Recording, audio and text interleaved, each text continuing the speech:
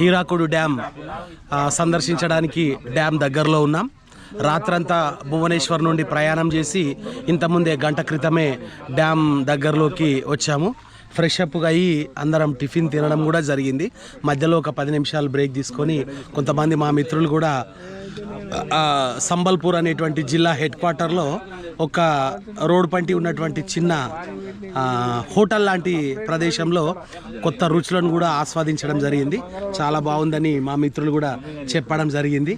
So ఇప్పుడు మరికొద్ది సేపట్లో హీరాకుడు డ్యామ్ సందర్శించడానికి బయలుదేరుతా ఉన్నాం. అయితే వాస్తవంగా ఇక్కడ రోప్ వే కూడా ఉన్నట్టుగా మాకు కనిపిస్తూ ఉంది. ఇక్కడ రోప్ వే ఉన్నది అనేటువంటి విషయము నిజంగా మా అందరికీ తెలుసు. ఎట్లాగూ రోప్ వే ఉంది కాబట్టి దాని సంగతి ఏందో చూద్దామని we are eagerly waiting for to enjoy that experience also. So we are very excited. దాన్ని కూడా మేము ఆస్వాదిస్తాం. సో బహుశా అక్కడ నుండి ఆ వ్యూ పాయింట్ అంటే డ్యామ్ వ్యూ పాయింట్ అద్భుతంగా ఉండేటువంటి అవకాశం ఉన్నట్టుగా తెలుస్తూ ఉంది. సో ప్రకృతి కూడా చాలా అద్భుతంగా ఉంది. కాకపోతే ప్రధానమైనటువంటి సమస్య ఏంటంటే కొద్దిగా తీర ప్రాంతం దగ్గరగా ఉంది కాబట్టి బాగా ఉడకపోతా ఉంది. ఈ ఇంత ఉడకపోత అనేటువంటిది మన తెలంగాణ ప్రాంతం, మన సిద్దిపేట ప్రాంతం వాళ్ళకు ఇంత అలవాటు లేనటువంటిది. ఈ ఒక్క ఉడకపోత వల్లనే చాలా ఇబ్బందులకు గురి కావాల్సి వస్తుంది. సరే, ఇప్పుడు దీని ద్వారా మాకు తెలిసినటువంటి విషయం ఏంటిదంటే ఎప్పుడైనా ఈ కోస్టల్ ఏరియాకు వస్తే తప్పకుండా ఏసీ బస్సును బుక్ చేసుకొని రావాలి అనేటువంటి విషయము ఆన్ అయితే లేదు. అయితే మాకు ఈ విషయం సరిగ్గా తెలియక మా డ్రైవర్ మిత్రులు కూడా ఇట్లా బాగా ఉడకపోతా ఉంటుందని మాకు చెప్పనందున మేము నాన్ ఏసీ మాట్లాడుకొని రావడం జరిగింది. మరెప్పుడైనా మళ్ళీ ఇట్లాంటి ప్రదేశాలకు మా బస్సులను వచ్చేది ఉంటే తప్పకుండా ఏసీ బస్సు మాట్లాడుకొని వస్తాం. సో ఈ వాతావరణ పరిస్థితులు తప్పకుండా ఏసీ ఉండవలసిందే. సో దాంతో మాకు బాగా ఇబ్బందిగా ఉంది. మళ్ళీ ఈ డ్యామ్ పూర్తిగా సందర్శించిన తర్వాత మరొక వీడియోతోని నేను మీ ముందుకు వస్తాను. Thank you. నేడు ఇక్కడ హీరాకుడ్ ప్రాజెక్టుకు చేరుకోవడం జరిగింది. ఈ ప్రాజెక్టు దగ్గరికి వెళ్ళడానికి రోప్ ఎక్కడానికి క్యూలో నిలబడ్డాం. అక్కడికి వెళ్ళిన తర్వాత ఆ యొక్క సుందరమైనటువంటి సీనును చూసి ఆస్వాదించడానికి సిద్ధంగా ఉన్నామని తెలియజేస్తున్నాం. Okay. Out of station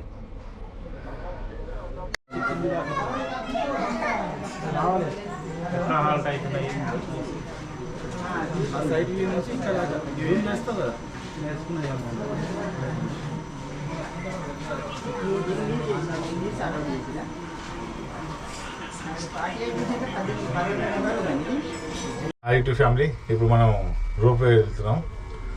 rope way అనేటువంటి ఒక కొంచెం భయంతో కూడుకున్నటువంటి ఒక ఎక్సైట్మెంట్ ఉంటుంది. ప్రతి ఎక్సైట్మెంట్లో కూడా కొంత ఎంజాయ్మెంట్, తర్వాత కొంత భయం ఉంటుంది. ఫస్ట్ ఫ్లైట్ ఎక్కిన వాళ్ళ కానివ్వండి. ఇప్పుడు ఈ రోప్ వే కూడా మనం అస్సాం లోపల లోపల ఎక్కడం జరిగింది. అది నీటిపైన, వాటర్ పైన. ఇక్కడేమో మనం ఓన్లీ పై ఉన్నటువంటి ఒక గుట్ట మీద ఎక్కడానికి మనం వెళ్తున్నాం. చూద్దాం, కొంత టెన్షన్ ఉంది. అయినప్పుడు కూడా మిమ్మల్ని ఎంటర్టైన్ చేయాలని చెప్పి మనం వెంట. హాయ్ హాయ్ హాయ్, ఎట్లా అనిపిస్తుంది? బాగుంది సార్. కాకుండా కొంచెం భయంతో ఉంది. ఫస్ట్ టైం రూపాయి ఎక్కడ? ఎంతమంది సార్ రిషికొండ. ఓకే, వైజాగ్ చూస్తుంది. అది చాలా కొంచెం చిన్నది, దీనికంటే కొంచెం చిన్నది. బాగా పెద్దది. వైజాగ్ బాగా పెద్దగా ఉంటుంది. గుట్ట మీద ఉంటుంది రిషికొండ బీచ్. భయపడాల్సిన అవసరం లేదు, మెయింటెనెన్స్ పర్ఫెక్ట్గా ఉంటుంది. తర్వాత వాళ్ళు చూడండి, మీరు మా నాన్న చూడక ఎక్కువ సీనరీ చూసి ఎంజాయ్ చేయండి. ఇది ఒక పార్క్. ఇది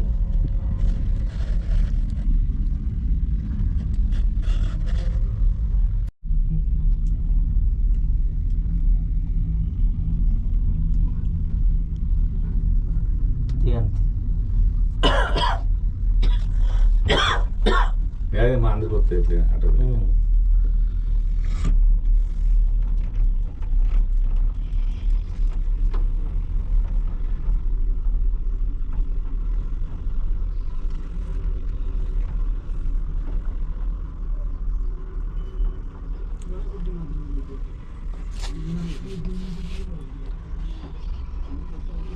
కింద అంతా కూడా తంగడి చెట్లు ఉన్నాయి బాగా. అటువైపు మనకు బ్రిడ్జ్ హీరాకుడ్ డ్యామ్.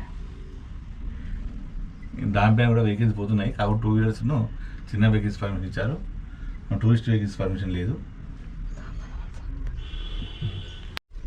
అయ్యో ఆపిన మిషన్ ఎందుకో అర్థమవుతుంది కానీ ఆపితే కొంచెం టెన్షన్ అనిపిస్తుంటుంది.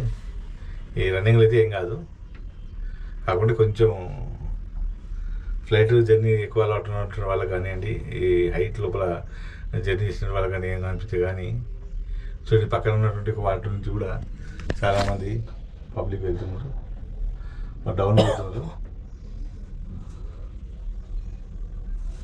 ఇది చాలా ఎత్తైనటువంటి కొండ.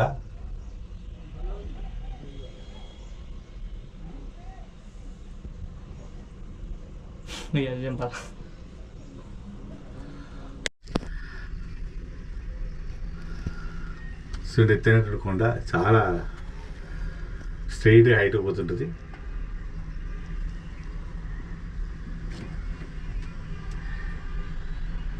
ఈరోజు చూడండి పాత కొండలు చాలా వాటిని తుడిచిపడేశారు. ఇట్లా కొండలను తుడిచిపడడం వల్ల పర్యావరణానికి చాలా ఇబ్బందికరంగా మారిపోయే అవకాశం ఉంది.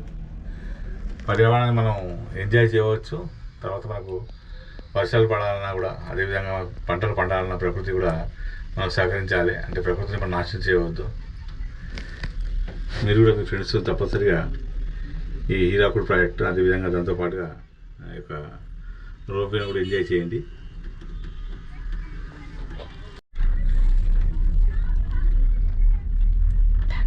ఈ డ్యామ్ వ్యూ ఇది కనిపిస్తుంది, పైనుంచి కూడా మనం ఇంకా డ్యామ్ చూడవచ్చు.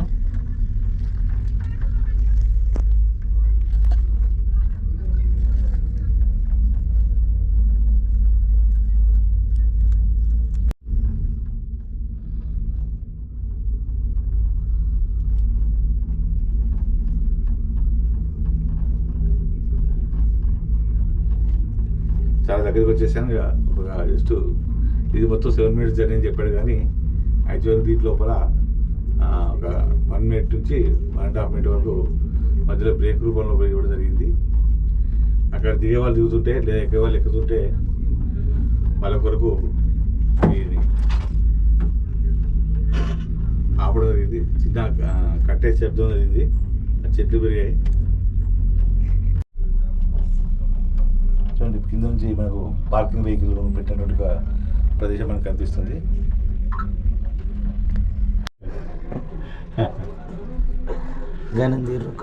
మా మిత్రులంతా కూడా దిగి మా కోసం వెయిట్ చేస్తున్నారు, వస్తే కలిసి వెళ్దామని.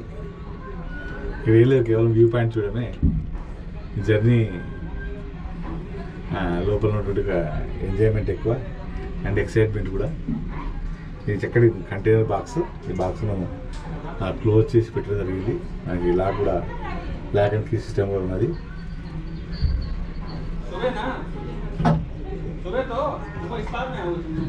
దిగేటప్పుడు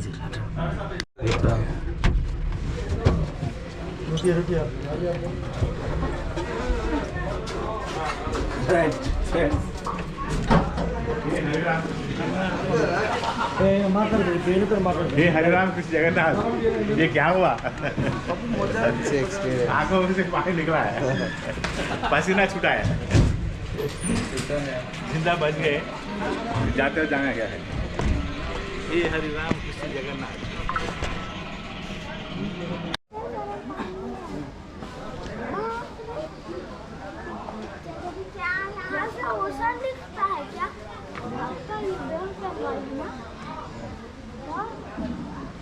पापा क्या वो ओशन है?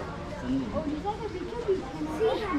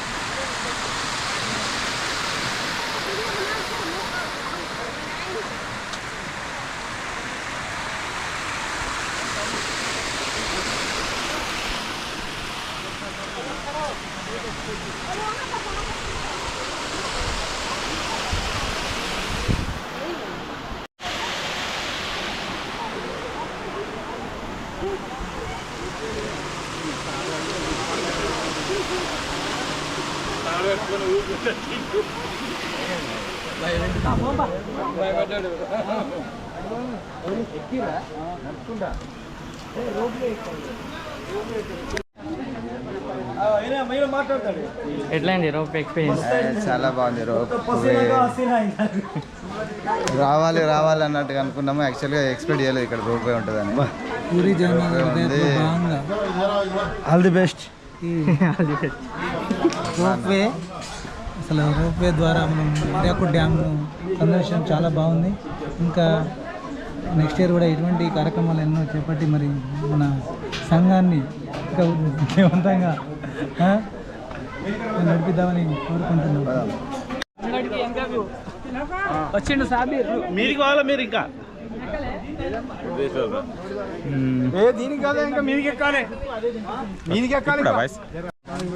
ఈరోజు మేము హీరాకుడ్ ప్రాజెక్ట్ కాడికి వచ్చినాము. ఎందుకంటే మేము అసలు ఇక రూపే ఉన్నా కానీ నడవాలని, ఎందుకంటే శక్తి అనేది అవసరం కాబట్టి ప్రతి వ్యక్తికి ఆ శక్తి, ఎందుకంటే ధైర్యం కావాలి మనిషికి ఏదైనా కూడా. ఆ ధైర్యంతో అసలు నువ్వు ఎక్కడం జరిగింది. ఎందుకంటే ఏదైనా కూడా ఇప్పుడు బస్సులో కూర్చుండి యాసగా చేయండి, కాళ్ళు చేతులు అని ఉబ్బినట్టయి నడితే జరుగుతా మనకు కొద్దిగా ఎనర్జీ కూడా పెరుగుతుందనే ఉద్దేశంతో వీడికి ఎక్కడం జరిగింది. అందరూ కూడా మన ఎస్ఎఫ్జి సభ్యులు కూడా అందరూ కూడా అసలు వీడికి రావడం జరిగింది. ఎందుకంటే ఇది ఒక ఆనందోత్సవంతో కూడుకున్నటువంటి సంఘం కాబట్టి ప్రతి ఒక్కరు కూడా వీడికి రావడం జరిగింది, ఎంజాయ్ చేయడం జరిగింది, ఫోటోలు తీసుకుంటున్నారు అందరు కూడా.